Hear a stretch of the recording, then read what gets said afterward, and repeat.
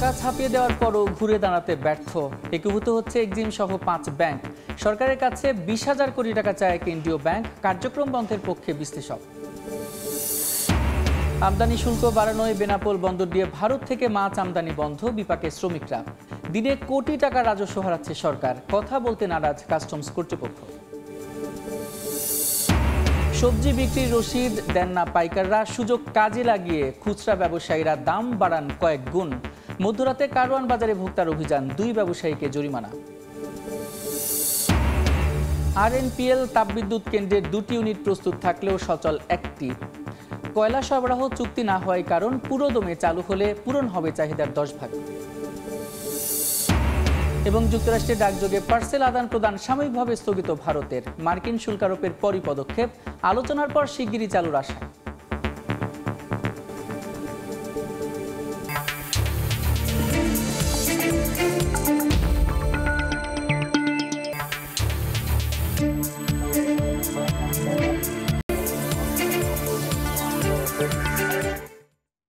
দেখছিলেন শিরোনাম। আমন্ত্রণ জানাচ্ছি দেশ ও দেশের বাইরের অর্থ বাণিজ্যের নানা খবর নিয়ে আমাদের নিয়মিত আয়োজন এ সময়ের বাণিজ্যে।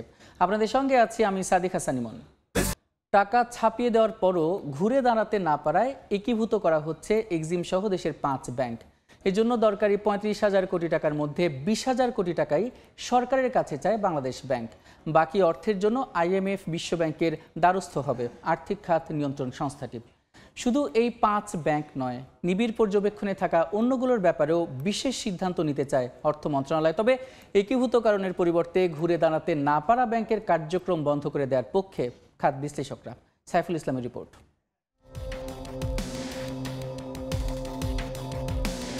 খেলাপি ঋণ, মূলধন ঘাটতি, সুশাসনের অভাব, রাজনৈতিক হস্তক্ষেপ সহ নানা কারণে বিপর্যস্ত দেশের ব্যাংকিং খাত, কমছে গ্রাহকের আস্থা।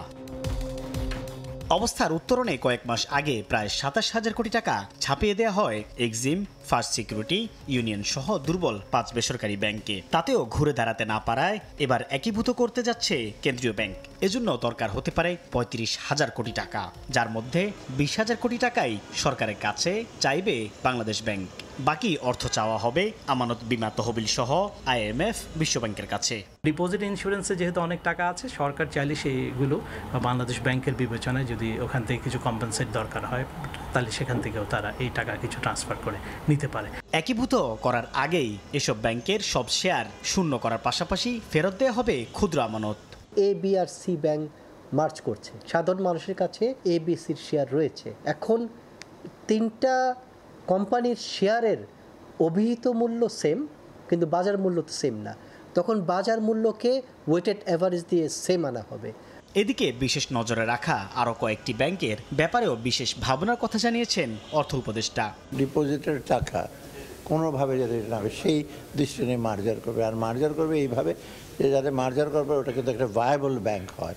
এমন কিছু কিছু ব্যাংক আছে যাদেরকে যতই মার্জার ওরা আপনার ইসের আওতায় বাইরে চলে গেছে, ওটা এখন প্যালিয়েটিভই আছে। তবে একীভূতকরণে ব্যাংক খাতে বিদ্যমান সমস্যার সমাধান দেখছেন না আর্থিক খাত বিশ্লেষকরা। কেন আপনি সরকার এগুলোর পেছনে আবার টাকা পয়সা দিবে? কয়দিন আগে দেখলো না লিকুইডিটি সাপোর্ট দিয়ে একটা ব্যাংক ঘুরে দাঁড়াইছে। এগুলোকে সাপোর্ট না দিয়ে বরঞ্চ তাদের কাছ থেকে একটা রিকভারি প্ল্যান নিয়ে একটা সময় নিয়ে ছেড়ে দেন।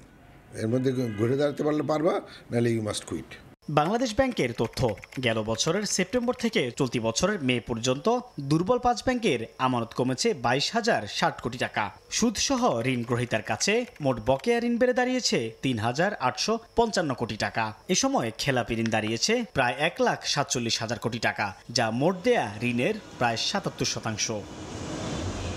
সাইফুল ইসলাম, সময় সংবাদ, ঢাকা। ডিজিটাল ব্যাংক খুলতে এখন থেকে দ্বিগুণের বেশি অর্থ গুনতে হবে উদ্যোক্তাদের।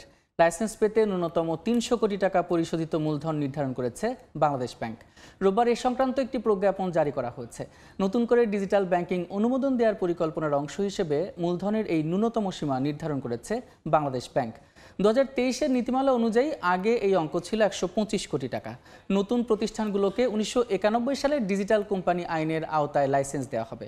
2014 সালের Bangladesh payment and settlement system রেগুলেশনের অধীনে পেমেন্ট সার্ভিস পরিচালিত হবে। 2023-এর নীতিমালা অনুযায়ী ডিজিটাল ব্যাংকিংয়ের প্রধান কার্যালয় থাকলেও ব্যাংকের মতো লেনদেন, ঋণ, এলসি খোলার মতো ওভার দ্য কাউন্টার সেবা দেবে না, বরং প্রযুক্তি ব্যবহারের মাধ্যমে লেনদেন সহজ ও 24 ঘন্টা সেবা চলমান রাখতে হবে।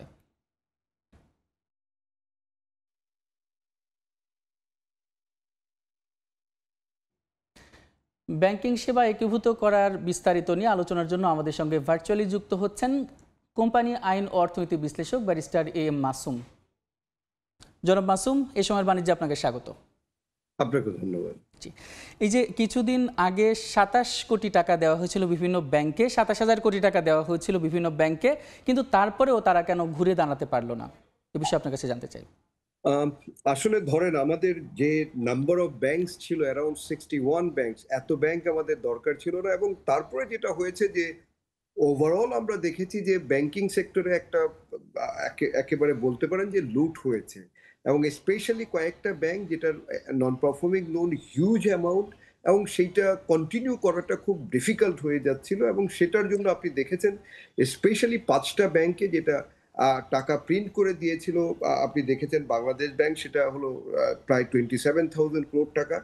এবং বাংলাদেশ ব্যাংক এখন যে একটা অবস্থাতে আসছে সেটা হলো যে এখানে এই ব্যাংকগুলিকে কন্টিনিউ করার কোনো ওয়ে নেই, এবং সেজন্য বাংলাদেশ ব্যাংক ডিসাইড করেছে যে এগুলিকে মার্জ করার জন্য, এবং মার্জ করে একটা এই স্পেসিফিক ব্যাংক, কিন্তু সেটা করার জন্য যে ফান্ডটা প্রয়োজন, স্পেশালি যেটা একটা অ্যাভারেজ তারা একটা এস্টিমেট করেছে, যেটা হলো ধরেন 35,000 crore টাকার মতো, এবং সেটা বলছে যে গভর্নমেন্ট থেকে 20,000 crore টাকা, যেটা কিন্তু আলটিমেটলি জানেন যে ট্যাক্স পেয়ারের মানি, এবং সাথে যেটা IMF এবং হয়তো ডিফারেন্ট ইন্স্যুরেন্স সেক্টর থেকে তারা অ্যানাদার 15,000 crore টাকা, কিন্তু সেই অ্যামাউন্টও যে সাফিসিয়েন্ট হবে তাও কিন্তু বলা যাচ্ছে না। বাট এইটা আমি বলবো যে একটা ভেরি গুড মুভ, কারণ আপনাকে আলটিমেটলি তো এই ব্যাংকগুলিতে তো ডিপোজিট রাখা হলো জেনারেল অর্ডিনারি আমি আপনার মতো পার্সন, এবং একবার যদি ব্যাংকিং সেক্টর থেকে যদি কনফিডেন্স হারিয়ে যায় তাহলে কিন্তু আপনি দেখবেন যে আউটসাইড ব্যাংক আমরা অলরেডি দেখেছি যেটার গ্রোথ কিন্তু অনেক হয়েছে, প্রায় 2,96,000 কোটি টাকা, যেটা ব্যাংকিং চ্যানেলের বাইরে কিন্তু টাকাটা আছে। এবং এইটা যত কনফিডেন্স কমবে তত কিন্তু এই ব্যাংকিং চ্যানেলের বাইরে কিন্তু এই টাকাটা চলে যাবে। এবং সেই জন্য আমার কাছে মনে হয় যে টোটাল ডিপোজিট এখন জানেন আপনি আমাদের প্রায় কত 18,80,000 crore টাকার মতো, তার মধ্যে আবার আমরা যে অ্যাডভান্স যেটা দিয়েছি সেটাও কিন্তু 16,80,000 crore টাকার মতো। তাহলে আমাদের যে অ্যাডভান্সটা মানে যেটা লোন দেওয়া হয়েছে সেখানেও কিন্তু আমরা যেটা দেখছি যে আপনার যে ডিস্ট্রেসড অ্যাসেট যেটা ধরা হয়েছে অ্যারাউন্ড 7.5 লাখ crore টাকা, এবং আরো বলা হচ্ছে যে 2.5 লাখ crore টাকা কিন্তু আরো বাড়তে পারে। এবং সেখানে যেটা একটা বিশাল অ্যামাউন্ট রিসিডিউল অ্যামাউন্ট, যেটা ধরেন 3.5 লাখ crore টাকার মতো, এবং সেখানে আমরা দেখছি যে প্রায় আপনার যেই রিশিডিউল করা হয়েছে সেটাও কিন্তু আবার প্রায় 1,34,000 কোটি টাকার মতো, তারাও কিন্তু আবার ব্যাড লোন হয়ে যাচ্ছে। তার মানে আমরা রিশিডিউল করছি, রিশিডিউল করেও যে এই কোম্পানিগুলি সাউন্ড হচ্ছে সেটাও না, কিন্তু তারা আবার ডিফল্ট হয়ে যাচ্ছে। তাহলে যদি এইভাবে ডিফল্ট হয়, এবং রাইট অফের পরিমাণ কিন্তু অনেক বেড়ে গেছে প্রায় 62,000 কোটি টাকা, তাহলে এখন ব্যাংকিং সেক্টরে আমি যেটা দেখছি যে আমাদের যে কারেন্ট যে গভর্নর, উনি যেভাবে ইনিশিয়েটিভ নিয়েছে একটা একেবারে খাদের কিনারায় যাওয়া ব্যাংকিং সেক্টরকে তুলে ধরা, এবং সেটা রাইটলি উনি স্টেপ নিচ্ছে, এছাড়া আমাদের বোধহয় অল্টারনেটিভ আর কোনো স্টেপ ছিল না। জি, এই যে কিছুক্ষণ আগে বলছিলাম যে দুর্বল ব্যাংকগুলোকে 27,000 কোটি টাকা দেওয়া হয়েছিল, কিন্তু এই টাকাগুলো আসলে কোথায় গেল? যদি দেখা যাচ্ছে যে গ্রাহকদের কথা যদি বলি, তাহলে যারা ক্ষুদ্র ঋণ দিয়ে তাদের ক্ষেত্রে দেখা যায় যে তারা এখনো ঘুরছেন, তো এই টাকাগুলো আসলে কোথায় গেল সেটা আপনার কাছে জানতে চাই। এইখানে তো 5টা ব্যাংক মানে তো তাদের ডিপোজিট নেওয়া ছিল তো হিউজ অ্যামাউন্ট, এবং একটা থেকে ডাটা থেকে দেখা যাচ্ছে যে তাদের এনপিএল প্রায় 1,47,000 কোটি টাকা, তো হিউজ অ্যামাউন্ট যেটা নন পারফর্মিং লোন। তাহলে নন পারফর্মিং লোন যখন হয়ে যায়, ডিফল্ট হয়ে যায়, তখন তো আর ব্যাংকিং চ্যানেলে আপনার ওই ব্যাংকগুলিতে তো আর টাকা ইনটেক হচ্ছে না। এবং ডিপোজিট নতুন ডিপোজিট ইন হচ্ছে না, তাহলে পুরনো যে ডিপোজিট যে ক্লায়েন্টের টাকা সেটা তো আর আপনি পুরো টাকা কখনোই কোনোভাবে দিতে পারবেন না। এবং সেই জন্যই তো গভর্নমেন্ট এখন যেটা ইনশিওর করেছে যে এটা একটা গভর্নমেন্টের ব্যাংক হিসেবে থাকবে এবং সমস্ত ডিপোজিটররাই টাকা পাবে।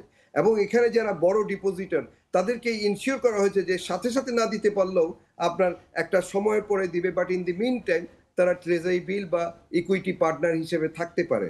তার মানে হলো যে ব্যাংকিং সেক্টরটা যেখানে গিয়েছিল সেই জায়গা থেকে তো আপনাকে রেস্কিউ করছে বাংলাদেশ ব্যাংক, এবং এইটা তো রাতারাতি আপনার কোনোভাবে সম্ভব না।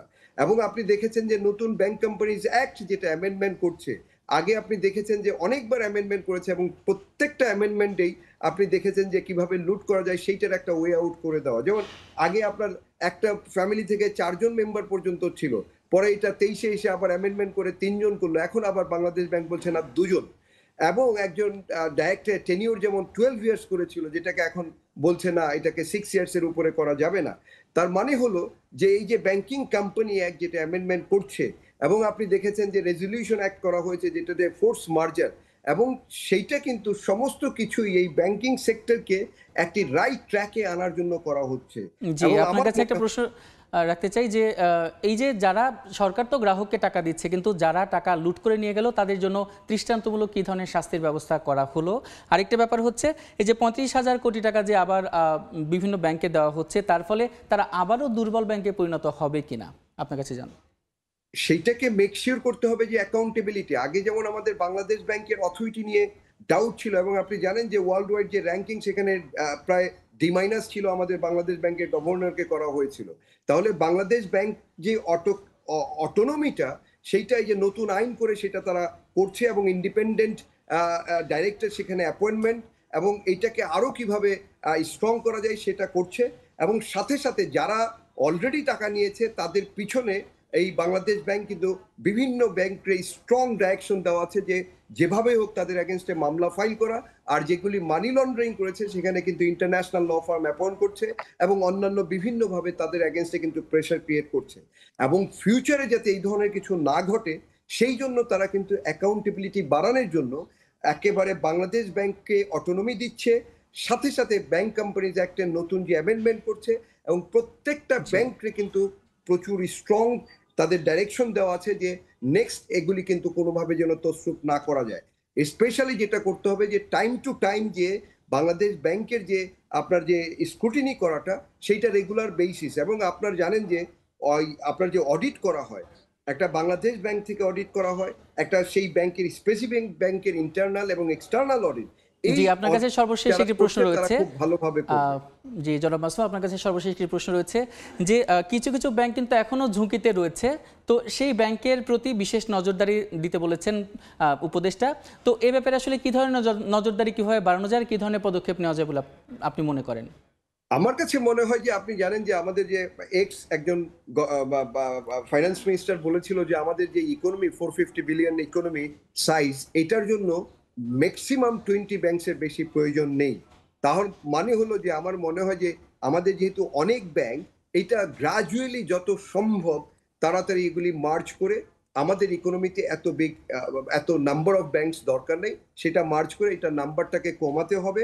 এবং সাথে সাথে আপনার রেগুলার বেসিস এক্সটার্নাল অডিট রেখে, এবং যেই আইন করে যে নাম্বার অফ ডাইরেক্টরস কমিয়ে দিচ্ছে, এবং ইন্ডিপেন্ডেন্ট ডাইরেক্টর যারা সিকিউরিটি হিসেবে কাজ করবে, যে সেফগার্ড হিসেবে যে কোনো ধরনের তারা কোনো ধরনের ম্যানিপুলেশন করছে কিনা, বা কোনো লোন তারা অন্যভাবে যেভাবে দেওয়া প্রসিডিউর ফলো না করে দিচ্ছে কিনা, এই জিনিসগুলিকে প্রপারলি যদি মনিটর করা হয় তাহলে আসলে মনিটরিং করে যদি সব ধরনের ব্যাংক যাতে ঘুরে দাঁড়াতে পারে এবং সব ধরনের পদক্ষেপ যেন নেওয়া হয়, বাংলাদেশের অর্থনীতি যেহেতু মানে সর্বোপরি ঘুরে দাঁড়াতে পারে এবং উন্নত হয়, সেটাই প্রত্যাশা। আপনাকে অসংখ্য ধন্যবাদ আমাদের সঙ্গে যুক্ত হওয়ার জন্য। আপনাকে ধন্যবাদ। আমরা এতক্ষণ আলোচনা করছিলাম ব্যাংক একীভূত করার বিষয় নিয়ে, আর এজন্য আমাদের সঙ্গে যুক্ত ছিলেন ব্যারিস্টার AM মাসুম। দেখছেন এ সময়ের বাণিজ্য, সঙ্গে থাকুন। পুঁজিবাজারের খবর। সপ্তাহের দ্বিতীয় কার্যদিবসে ঊর্ধ্বমুখী প্রবণতা দিয়ে চলছে ঢাকার পুঁজিবাজারের লেনদেন। এই মুহূর্তের বাজার পরিস্থিতি জানাতে সরাসরি নিয়ে যাচ্ছি ডিএসই ওয়েবসাইটে। গতকালকে আমরা দেখেছিলাম যে 1200 কোটি টাকার উপরে লেনদেন হয়েছিল এবং প্রধান সূচক সেটি কিন্তু ঊর্ধ্বমুখী প্রবণতায় ছিল। আজকেও দেখতে পাচ্ছি 3টি সূচকই ঊর্ধ্বমুখী প্রবণতায় রয়েছে। প্রধান সূচক ডিএসই এক্স ইন্ডেক্স সেটি 47 পয়েন্ট বেড়ে এখন অবস্থান করছে 5436 পয়েন্টে। ডিএসসিএস সরিয়া সূচক সেটি দেখছি প্রায় 8 পয়েন্ট বেড়ে এখন অবস্থান করছে 1187 পয়েন্টের কিছুটা বেশি। বাছাইকৃত সূচক ডিএস30 সেটিও কিন্তু ঊর্ধ্বমুখী প্রবণতায় রয়েছে, সেটি 13.5 পয়েন্ট বেড়ে এখন অবস্থান করছে 2115 পয়েন্টের কিছুটা বেশি। এখন পর্যন্ত পুঁজিবাজারে সর্বমোট লেনদেন হয়েছে 406 কোটি টাকার বেশি। আর যে কোম্পানিগুলো লেনদেন করেছে তার মধ্যে 245টি কোম্পানির শেয়ারের দাম বেড়েছে, 108টি কোম্পানির শেয়ারের দাম কমেছে এবং 37টি কোম্পানির শেয়ারের দাম এখন পর্যন্ত অপরিবর্তিত অবস্থায় রয়েছে। তো এখন যে কোম্পানিগুলো লেনদেন করেছে তার মধ্যে শীর্ষ 20-এ যে কোম্পানিগুলো রয়েছে তার মধ্যে কার অবস্থান কোথায় এটি কিন্তু এখন আমরা জেনে নেব। তো শীর্ষ 20-এর কিন্তু শীর্ষস্থান ধরে রেখেছে সিটি ব্যাংক, যার একটি শেয়ার এখন বিক্রি হচ্ছে 24 টাকা 80 পয়সা এবং গত কার্যদিবসে সর্বশেষ এর একটি শেয়ারের দাম ছিল 24 টাকা 20 পয়সা। তার মানে কিছুটা হলেও কিন্তু 60 পয়সার মতো বেড়েছে। আর এখন পর্যন্ত একটি বাজারে লেনদেন করেছে 19 কোটি 70 লাখ টাকার বেশি। দ্বিতীয় অবস্থানে রয়েছে সোনালী পেপারস, যার একটি শেয়ার এখন বিক্রি হচ্ছে 261 টাকা 40 পয়সা, যার গত কার্যদিবসে যার ছিল একটি সর্বশেষ দাম ছিল 249 টাকা 40 পয়সা। তার মানে বেশ 10 টাকার বেশি কিন্তু শেয়ারের দাম আজকে এটার বেড়েছে। তৃতীয় অবস্থানে রয়েছে বেকন ফার্মাসিউটিক্যাল লিমিটেড, যার একটি শেয়ার এখন বিক্রি হচ্ছে 133 টাকা 30 পয়সায়।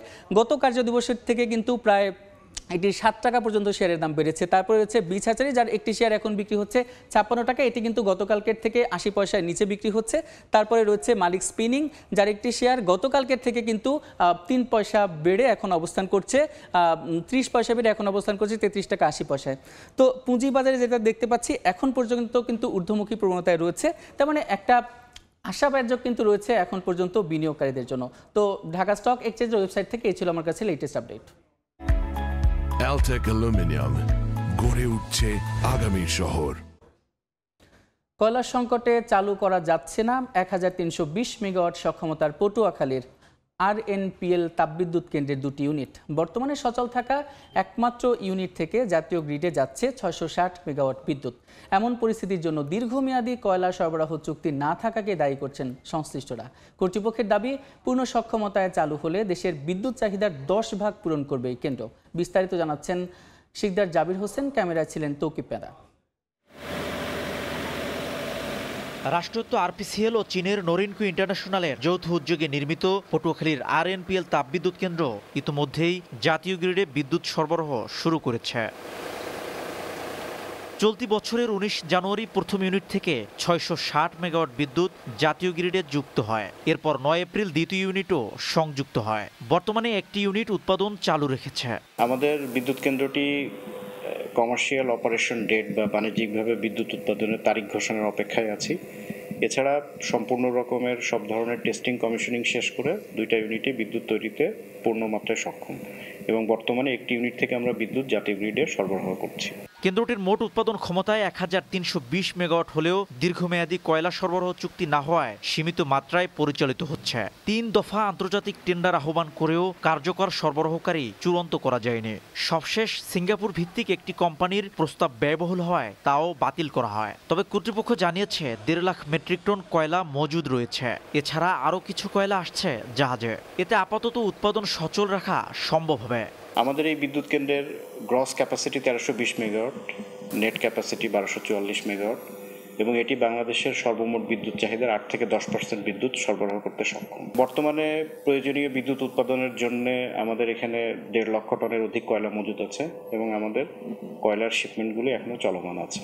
$2.54 বিলিয়ন নির্মিত দেশের সবচেয়ে বড় এই কেন্দ্রের মধ্যে $1.77 বিলিয়ন ঋণ দিয়েছে চীন। চুক্তি অনুযায়ী আগামী সেপ্টেম্বর থেকে ঋণ পরিশোধ শুরু হবে, অথচ বাণিজ্যিক উৎপাদন এখনো অনিশ্চিত। বিশেষজ্ঞরা বলছেন কেন্দ্রটি পূর্ণ সক্ষমতায় চালু হলে দেশের বিদ্যুৎ ঘাটতি কমবে। একই সঙ্গে ব্যয়বহুল তেল ভিত্তিক উৎপাদনের উপর নির্ভরতা এবং আমদানি নির্ভরতা হ্রাস পাবে।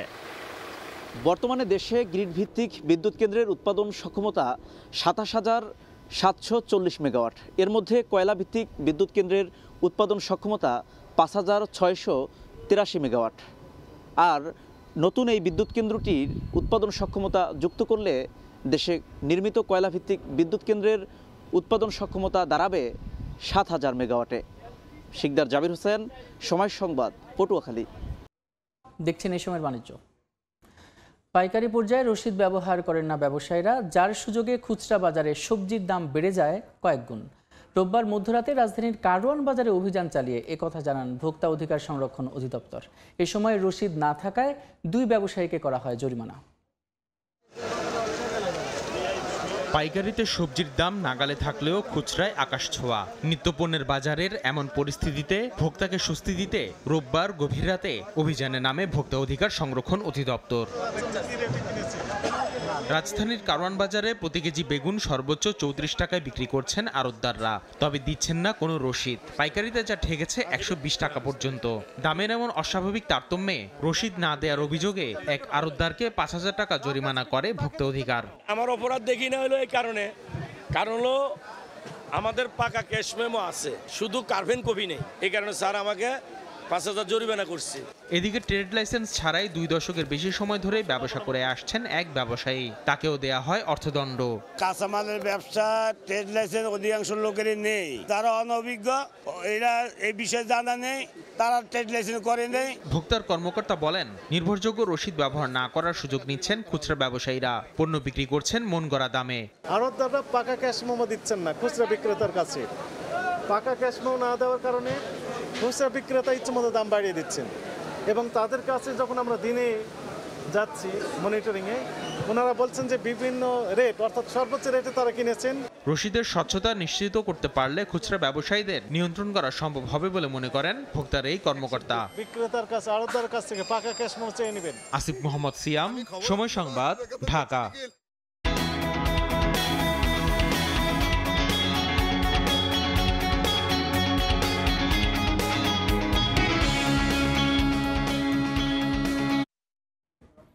আমদানি শুল্ক বাড়ানোয় লোকসানের অজুহাতে বেনাপোল বন্দর দিয়ে ভারত থেকে মাছ আমদানি বন্ধ রেখেছেন ব্যবসায়ীরা। কাজ না থাকায় বিপাকে শ্রমিকরা। প্রতিদিন প্রায় কোটি টাকা রাজস্ব হারাচ্ছে সরকার। আর এ বিষয়ে কথা বলতে নারাজ কাস্টমস কর্তৃপক্ষ। বেনাপোল প্রতিনিধি আজিজুল হকের তথ্য ও শাওন হোসেনের ছবিতে রিপোর্ট।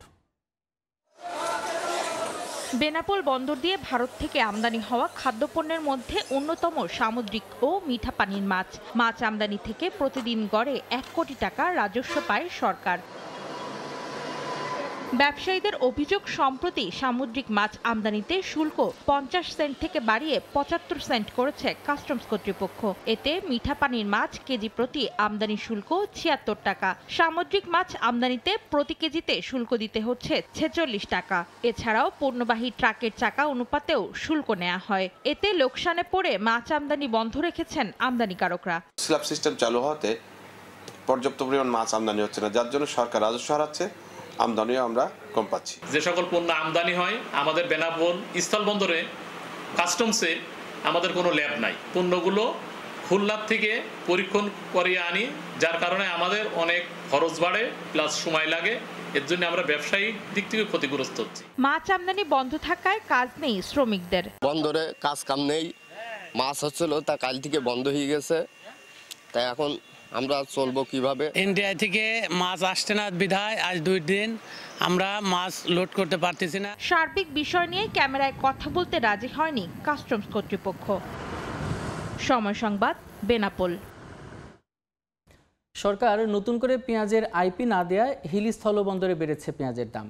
হিলি কাস্টমসের তথ্য, চলতি সপ্তাহের গেল 2 দিনে ভারতীয় 11 ট্রাকে 330 মেট্রিক টন পেঁয়াজ আমদানি হয়েছে বন্দর দিয়ে। এদিকে আইপি বন্ধ থাকায় হিলির আড়তগুলোতে বেড়েছে ভারতীয় এবং দেশি পেঁয়াজের দাম।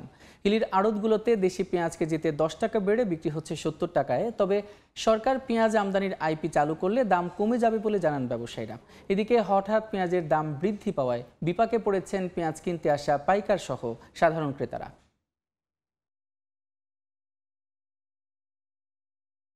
দেশি পেঁয়াজের দাম থাকতে হলো 70-72 টাকা, আর ইন্ডিয়াটা আছে 60 টাকা 62 টাকা। এটা আমার কাছে কিছুদিন আগে কিনলাম 45 টাকা। আবার যদি আইপি দেয়, আবার যদি আমদানি পর্যাপ্ত পরিমাণ হয়, তাহলে পেঁয়াজের বাজারটা আবার কমবে।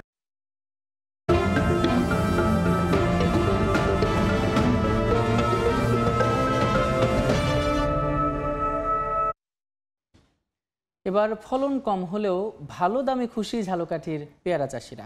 স্থানীয় চাহিদা মেটানোর পাশাপাশি সরবরাহ করা হচ্ছে সারা দেশে। এবছর ৮ কোটি টাকার পেয়ারা বিক্রির আশা কৃষি বিভাগের। পলাশায়ের পাঠানো তথ্য ও শামীম হোসেনের ছবিতে রিপোর্ট।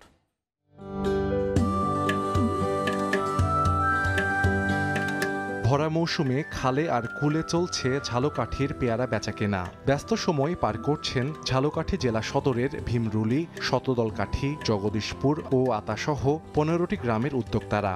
ভীমরুলি গ্রামের ভীমরুলি খালে বসা সবচেয়ে বড় বাজারে দূর দূরান্তের ফড়িয়া ও আড়তদাররা এসে পেয়ারা কিনে সরবরাহ করেন সারা দেশে। চাষিরা বলছেন এবছর পেয়ারার ফলন কম হয়েছে, কিন্তু দাম গত বছরের তুলনায় দ্বিগুণ হওয়ায় খুশি তারা। শুরু থেকেই পাইকারিতে প্রতিমন পেয়ারা বেচাকেনা হচ্ছে 800 থেকে 1000 টাকায়। 3 মাসের মতন আমাদের এখানে পর্যটক কেন্দ্রটা থাকে এবং দেশ বিদেশ থেকে বহু লোক আসে। এরকম পেয়ারা কোথাও পাইবেন না, কোথাও না। এটা হচ্ছে সুস্বাদু পেয়ারা, এটা একটা বরিশালের একটা গর্ব, এটা একটা শুনেন বরিশালের। পেয়ারার ফলন কম হইলেও চাষিরা খুশি আছে, মোটামুটি বাজার ভালো, চাষিরা মোটামুটি লাভবান থাকবে এবারে। এবছর 8 কোটি টাকার পেয়ারা বিক্রির আশা করছে কৃষি বিভাগ। পেয়ারার বিভিন্ন প্রযুক্তির বিষয়ে আমরা কৃষকদেরকে পরামর্শ দিচ্ছি এবং ভবিষ্যতে যারা পেয়ারার এই ভাসমান বাজারটা যারা আরও ভালো হয় সেই জন্য আমরা প্রয়োজনীয় পদক্ষেপ নেওয়ার জন্য সংশ্লিষ্ট কর্তৃপক্ষ দৃষ্টি আকর্ষণ করেছি। ঝালকাঠি জেলায় চলতি মৌসুমে 462 হেক্টর জমিতে পেয়ারার আবাদ হয়েছে, যা থেকে 5626 মেট্রিক টন পেয়ারা উৎপাদনের লক্ষ্যমাত্রা নির্ধারণ করা হয়েছে। সময় সংবাদ, ঝালকাঠি। দেখছেন এই সময়ের বাণিজ্য। কক্সবাজারে আন্তর্জাতিক রোহিঙ্গা সংলাপে বক্তব্য রাখছেন প্রধান উপদেষ্টা ডক্টর মোহাম্মদ ইউনূস। আমরা সরাসরি যাচ্ছি সেখানে। And stop the armed actors from carrying out their horrible design of ethnic cleansing of the entire Rohingya population. It will be a historic blunder if we wait for seeing the very last Rohingya living Rakhine. We cannot let it happen. International commitment is to help the Rohingyas to go back to their own home. When Secretary General came in March here to be with the Rohingyas during the month of fasting, and he himself gone through the fasting for the whole day and meet for iftar, breaking of the fast, with nearly 100,000 or 150,000 Rohingyas around him, giving them hope that the world is with them and help them to go back their home and celebrate those festivals like Eid al-Fitr back home rather than here in the camps. We see fearful and shuttered eyes of Rohingya women and men when they appear at our doorsteps with horrific stories. The stories include, among others, systematic persecution, denial of nationality, forced deportation, mass killing, rape, inhuman torture, destruction of their properties in arson, and so on and so on. That is why in 2017, and even before that, Bangladesh opened its border to the Rohingya in a humanitarian gesture to save their lives despite resource and capacity constraints. This manifests our empathy and compassion towards fellow human beings during their gravest humanitarian crisis. We don't afford anymore to stand silent at the protracted situation of the Rohingyas. Hence, we urge upon the international community to undertake collective efforts to stop the Myanmar junta and the Arakan army from unleashing violence against Rohingya. Effective role of the international community is much more needed than ever before. Excellencies and distinguished guests, I acknowledge the continued support, assistance, and solidarity of the donors, our partners, UN agencies, international organizations, and friends across the globe to the Rohingyas sheltered in Bangladesh. We greatly value your compassion and continued partnership for the Rohingyas. Your continued support will remain pivotal and exigent until they return home. Bangladesh now hosts 1.3 million forcibly displaced Rohingyas from Myanmar. That makes Cox's Bazar the largest refugee camp in the world. In addition, around 32,000 new babies are born each year in these camps. On the contrary, only less than 500,000 of them are living in Myanmar. This picture manifests that due to continued persecution, Rohingyas continue to leave Myanmar. During last 8 years, people of Bangladesh, in particular the host community here in Cox's Bazar, have been making tremendous sacrifices. The impact on our economy, resources, environment, and ecosystem, society, and governance have been huge. I thank our host community and the people of Bangladesh for their wholehearted support and enormous sacrifices for the Rohingyas. We don't foresee any scope whatsoever for further mobilization of resources from our domestic resources, given our own challenges. Rohingya issue and its sustainable resolution must be kept alive on the global agenda as they need our support until they return home. In that spirit of solidarity, during the last Ramadan in March this year, the Secretary General of the United Nations, Antonio Guterres, and I joined with over 100,000 Rohingyas in an iftar in Cox's Bazar, as I mentioned before. I take this occasion to thank the Secretary General on behalf of all the Bangladeshis and all the people in the camp and all the Rohingyas, wherever they are. That was a wonderful gesture he did and uplifted the morale of all the people in Bangladesh and the Rohingyas, particularly around the world. You may recall that last year in the United Nations General Assembly, I made a 3-point proposition to address the Rohingya crisis. In recognition of my call, the high-level conference was envisaged for this year's General Assembly. I hope that this dialogue here in Cox's Bazar will contribute substantively to the conference in New York in shaping the roadmap for an expedited and permanent solution of the Rohingya crisis. My Rohingya brothers and sisters, Bangladesh supports and is working relentlessly for a sustainable solution to your crisis. This dialogue is aimed at amplifying your voice and rolling out a roadmap towards early, voluntary, and sustainable return to your homeland.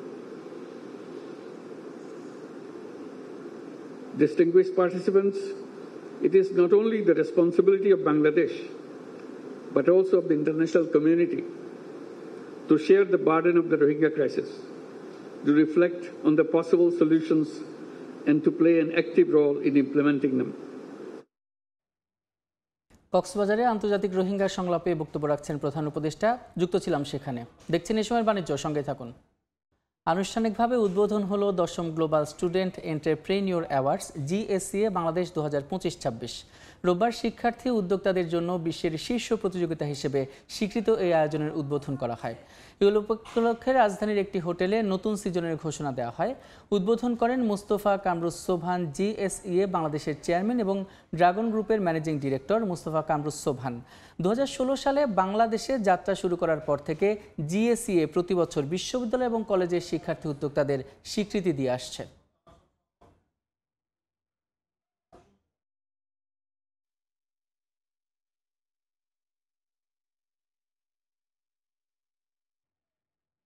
Ahsanullah university of science and টেকনোলজিতে অনুষ্ঠিত হলো system presents আন্তঃবিশ্ববিদ্যালয়ের টেকবিজ event ইনোভেঞ্চার 25।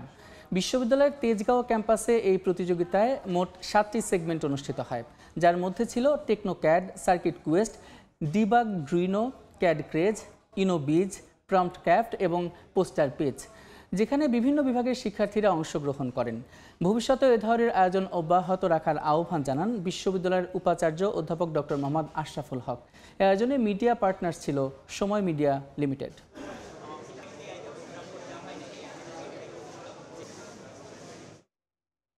এই ছিল এ সময়ের বাণিজ্যে, সঙ্গে থাকুন সময়।